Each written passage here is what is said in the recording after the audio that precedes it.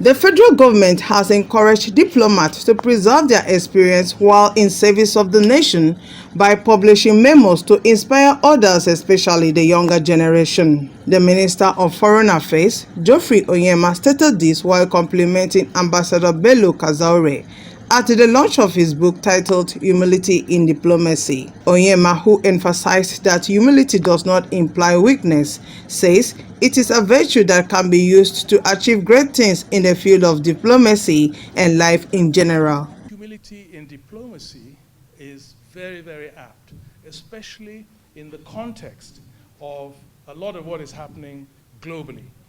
That yes, you might be big, but ultimately, humility is also important. And humility does not denote weakness, but rather strength.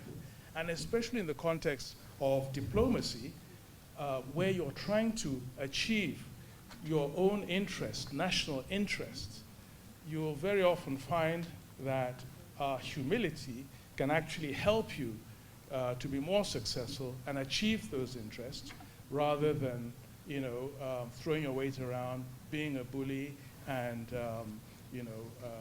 being extravagantly proud.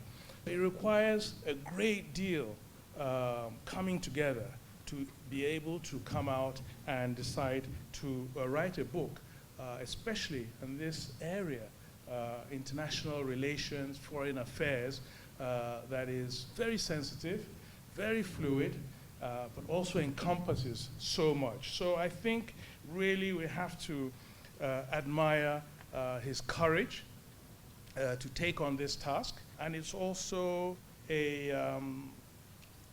something that's very important, a tool for generations to come, and history, a testament to a very important period in the life of not just himself and the country, but also where the world is at this particular period of time, and his contribution to developments during this period. With this new addition, Humility in Diplomacy, to the bookshelf of memoirs, we are pleased to see Ambassador Kazaure joining the league of other few distinguished retired senior foreign service officers who had written their books.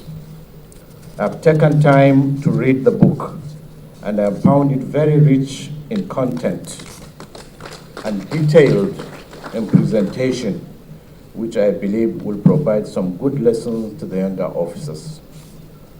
It will also serve as a good reference book to both lecturers, students, and researchers of international studies. Others who take reading as a pastime will equally enrich themselves with practical knowledge of diplomacy and how diplomats operate. I wish to seize this singular opportunity to congratulate the author for the efforts and sacrifices he has made to join the list of foreign service officers who had written their memoirs. I'm calling on others who have not done so to take the challenge and to emulate their colleague for the sake of prosperity, to put pen to paper and avail us with their different experiences from around the globe. Humility is a key to success if you want to become a diplomat. So I decided to come with an idea to put my experience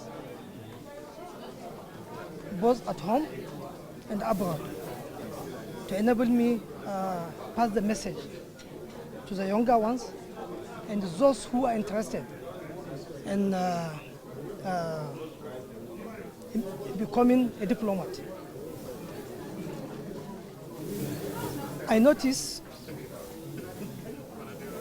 in this service that documenting your experience will help the younger ones to be patient. You cannot make it at once. Life take step by step, so there is no rush in life. I remember when I joined this service, my salary is 1,500. I cannot feed myself with my family, but I take it lightly. As of today, I represented my country in so many capacities.